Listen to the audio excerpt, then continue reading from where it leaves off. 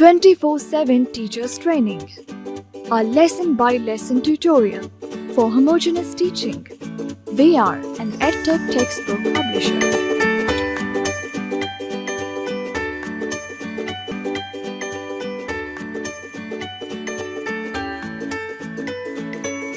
بسم اللہ الرحمن الرحیم۔ السلام علیکم محترم ٹیچر، سنو مین پبلشرز کی جانب سے خوش آمدید۔ یہ سیشن چوتھی جماعت کی اردو کے باب نمبر 1 پر ہے، جو کہ ایک نظم پر مشتمل ہے۔ نظم کا عنوان ہے حمد۔ پیشتر اس کے کہ ہم حاصلات تعلم پر ایک نظر ڈالیں، ایک تو یہ گزارش کر دوں کہ آج ہم چوتھی جماعت کی اردو پر اپنے ٹیوٹوریل سیشنز کا آغاز کر رہے ہیں۔ تیسری جماعت کے آخری سیشن کے اختتام پر میں نے آپ سے 2-3 باتیں کی تھیں۔ ایک تو یہ کہ مطالعہ ضرور کیا کریں، دوسرا ہر سبق کی پہلے سے بھرپور تیاری کر کے جائیں، اور تیسرا میں نے گزارش یہ کی تھی کہ آپ لغت بینی کی عادت اپنائیں۔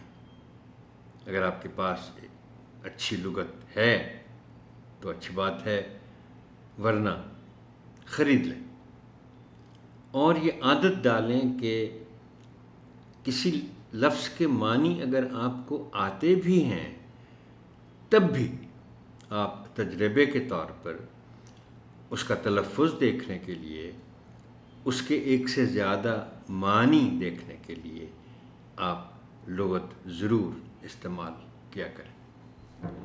آئیے ایک نظر ڈالتے ہیں حاصلات تعلم پر۔ سبق کی تکمیل کے بعد طلبہ اس قابل ہو جائیں گے کہ املا کو صحت کے ساتھ تحریر کر سکیں، نظم کا مفہوم سمجھتے ہوئے لے اور آہنگ کے ساتھ پڑھ سکیں، نظم یا اشعار کو نثر میں تبدیل کر کے لکھ سکیں، اردو میں اشعار اور نظمیں لے کے ساتھ سنا سکیں، الفاظ کو الف بائی ترتیب دے سکیں، لغت کی مدد سے الفاظ کے معنی تلاش کر سکیں۔ بچوں کو نظم کے عنوان تک لے جانے کے لیے اور ان کی کتابیں کھلوانے سے پہلے آپ ایک موضوع تمہید اٹھائیں گے، نظم کے عنوان کا اعلان کریں گے اور پھر کتابیں کھلوائیں گے۔ تمہید اٹھانے کے لیے درج ذیل نکات پیش ہیں، تاہم یہ حرف آخر نہیں ہے۔ بہتر سے بہتر تمہید کے لیے آپ کی فکری جستجو جاری رہنی چاہیے۔ درج ذیل سوالات کی مدد سے تمہید اٹھائیں۔ محترم ٹیچر، لفظ حمد چوتھی جماعت کے بچوں کے لیے نیا نہیں رہا۔ وہ پہلی، دوسری اور تیسری جماعت میں حمد پڑھ چکے ہیں، لیکن آغاز کی خاطر ہم یہ سوال ان سے دوبارہ پوچھ رہے ہیں کہ جس نظم میں اللہ تعالیٰ کی تعریف بیان کی جائے اسے کیا کہتے ہیں؟ اس تمہید میں چونکہ چوتھی کلاس ہے، میں نے کچھ نئے سوالات کا اضافہ کیا ہے۔ یہ نہیں کیا کہ وہ جو ایک روایتی سوالات ہو سکتے ہیں جو ہم پوچھتے رہے ہیں وہی دوبارہ پوچھیں۔ سوال ہے کہ لفظ حمد کس زبان کا ہے؟ اردو میں تو آ ہی گیا ہے، مگر بنیادی طور پر کس زبان کا لفظ ہے؟ بچوں کے جوابات کے بعد آپ انہیں بتائیں گے، اگر یہ جواب نہ آیا، کہ یہ عربی کا لفظ ہے۔ سورہ فاتحہ کی پہلی آیت کیا ہے؟ غالب امکان ہے کہ بچے اس سوال کا جواب دے پائیں گے۔ سورہ فاتحہ کی پہلی آیت الحمدللہ رب العالمین۔ اب اس آیت میں سے ہم نے لفظ حمد نکالنا ہے اور اس سے بچوں کو روشناس کرانا ہے، اس کے معنی بتانا ہے۔ اب سورہ فاتحہ کی پہلی آیت میں پہلا لفظ ہی وہ ہے جس میں حمد شامل ہے، الحمدللہ۔ سب تعریفیں اللہ کے لیے۔ یوں لفظ حمد کے لغوی معنی ٹھہرے تعریف کے۔ تو ہمیں بتانا یہ ہے بچوں کو کہ حمد میں ہم اللہ تعالیٰ کی تعریف کرتے ہیں، اور آپ چاہیں تو ان کو ایک اور بات بھی بتائیے کہ قرآن پاک کی سب سے پہلی سورت یعنی سورہ فاتحہ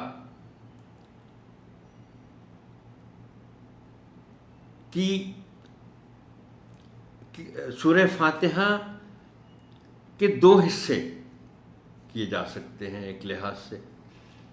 تقریباً آدھی سورت جو ہے وہ ان آیات پر مشتمل ہے جن میں اللہ تعالیٰ کی تعریف و توصیف ہے، اور باقی کی پھر آدھی سورت جو ہے اس میں دعا ہے، یعنی ہم پہلے اللہ تعالیٰ کی تعریف کرتے ہیں پھر اس سے کچھ مانگتے ہیں۔ اگلا سوال ہے کہ کیا اس سے پہلے آپ حمد پڑھ چکے ہیں؟ یقیناً بچے ہاں میں جواب دیں گے، اس لیے کہ ان کی پہلی، دوسری اور تیسری جماعت کی اردو کتاب سب کتابوں کا جو پہلا باب تھا وہ حمد پر ہی مشتمل تھا۔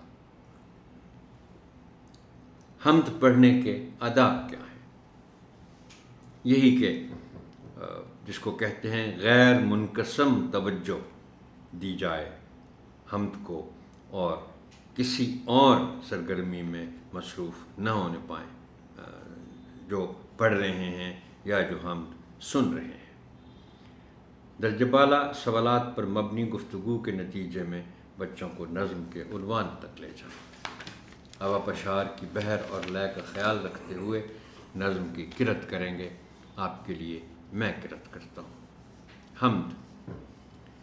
اے زمین آسمان کے مالک، ساری دنیا جہان کے مالک، تیرے قبضے میں سب خدائی ہے، تیرے ہی واسطے بڑائی ہے، تو ہی ہے سب کا پالنے والا، کام سب کے نکالنے والا۔ آئی موسم سے تنگ جب خلقت، تو نے موسم کی دی بدل صورت۔ گرمیاں ہو گئیں اجیرن جب، تو نے برسات بھیج دی یا رب۔ سب کے گرمی سے تھے خطا آسان، میہ برسنے سے آئی جان میں جان۔ میہ سے سب لوگ جب گئے گھبرا، حکم سے تیرے چل پڑی پرواہ۔ جاڑا آ پہنچا اور گئی برسات، دم کے دم میں پلٹ گئے دن رات۔ پھر لگی پڑنے جب بہت سردی، مشکل آسان تو نے پھر کر دی۔ جاڑا آخر ہوا اور آئی بہار، جنگل اور ٹیلے ہو گئے گلزار۔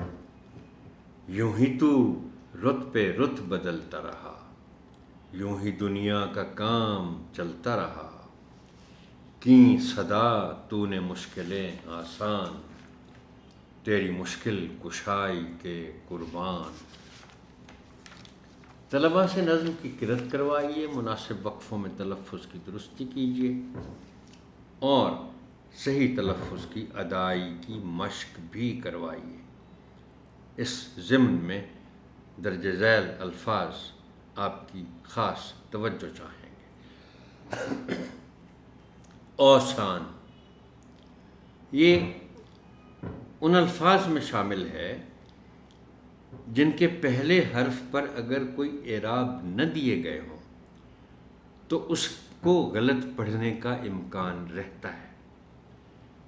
اب اگر الف پر زبر نہ ہو تو اس کو کوئی پڑھنے والا اوسان بھی پڑھ سکتا ہے، اس لیے زبر کا دیا جانا بہت ضروری ہے تاکہ اس لفظ کو درست تلفظ کے ساتھ پڑھا جا سکے۔ اوسان، اوسان۔ حکم، یہ میں بار بار بات کرتا ہوں محترم ٹیچر، یہ ان 3 حرفی الفاظ میں شامل ہے جس کے درمیانی حرف پر جزم ہے، لیکن اسے جزم کے ساتھ پڑھا نہیں جاتا۔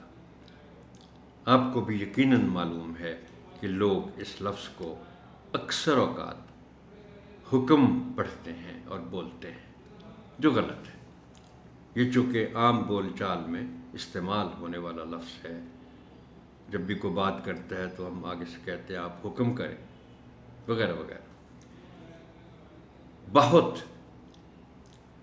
یہ ان الفاظ میں شامل ہے جن کا تلفظ سن کر سننے والے تھوڑا سا حیرت کا اظہار کرتے ہیں، اس لیے کہ ہم عادی ہیں اس لفظ کو بہت بہت کے طور پر پڑھنے کے، یعنی درست تلفظ میں تو بے پر زبر ہے، ہے پر پیش ہے، مگر عام طور پر جس انداز سے اس لفظ کو پڑھا جاتا ہے اس میں بے پر پیش رکھی جاتی ہے اور ہے پر زبر رکھی جاتی ہے۔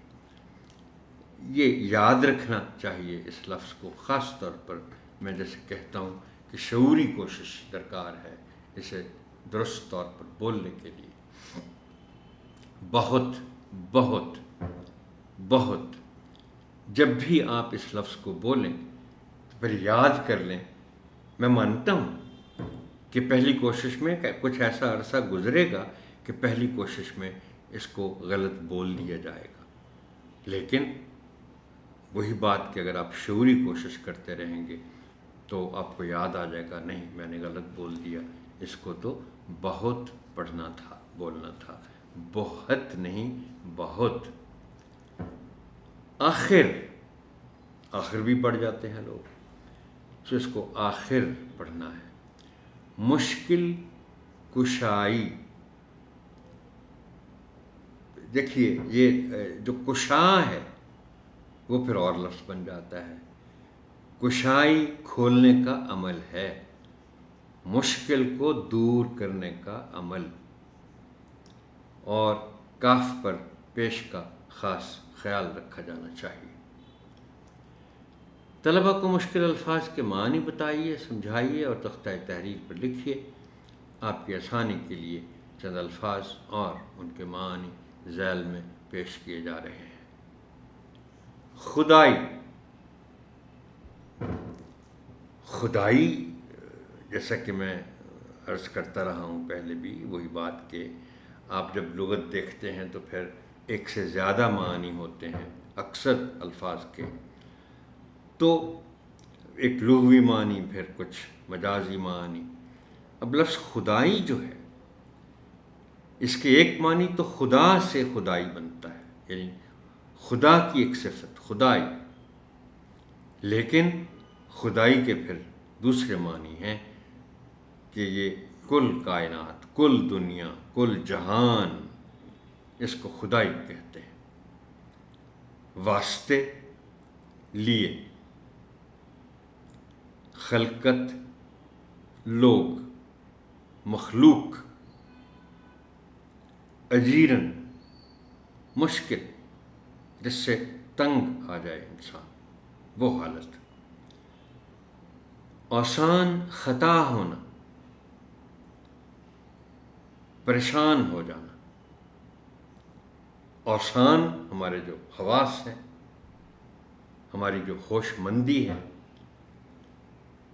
وہ کوئی ایسی کیفیت اگر ہو جائے کہ ہماری جو حسیات ہیں، ہماری جو سینسز ہیں، وہ درست طور پر کام کرنا چھوڑ دیں، تو اس کا مطلب ہے گھبراہٹ میں آسان خطا ہو جاتے ہیں اور نتیجتاً انسان پریشان ہو جاتا ہے۔ جان میں جان آنا، تسلی ہونا، یعنی جب آپ بچوں کو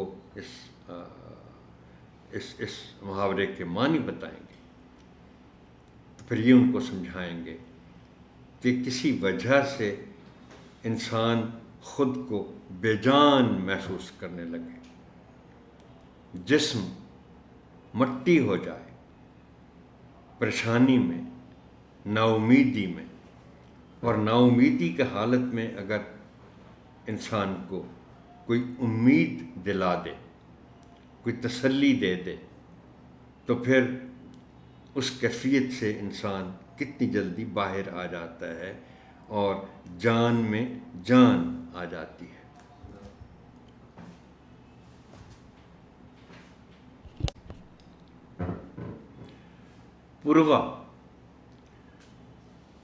پوروا بنیادی طور پر ہندی لفظ ہے محترم ٹیچر، اور یہ اس ہوا کو کہتے ہیں جو مشرق کی جانب سے آتی ہے، اور اس کو برسبیل تذکرہ میں یہ بھی بتا دوں کہ پنجابی میں اسے پورے دی ہوا کہتے ہیں، پوروا سے پورے بن جاتا ہے، پورے دی ہوا۔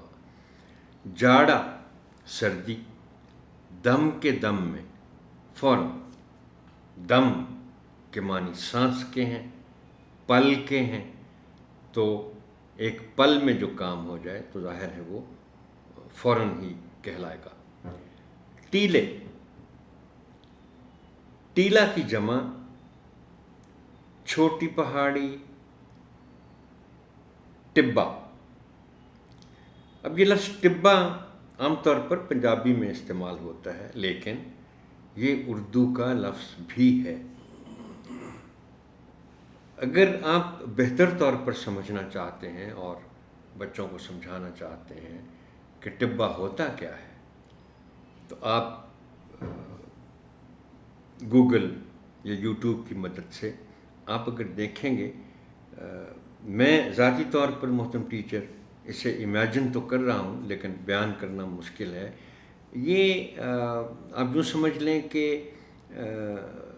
ریت کے چھوٹے چھوٹے ریت کی چھوٹی چھوٹی پہاڑیاں سی بنی ہوتی ہیں، اور ایک علاقے میں بہت ساری چھوٹی چھوٹی اس طرح ریت کی پہاڑیاں ہوتی ہیں، اور بہت سے علاقے جنوبی پنجاب میں جیسے ہیں، یا وہاں سے پھر وہ سندھ کی طرف جو علاقے جاتے ہیں، تو ان میں بہت ہوتی تھیں یہ چھوٹی چھوٹی ریت کی پہاڑیاں، جو آہستہ آہستہ غائب ہوتی گئیں اور ہوتی جا رہی ہیں۔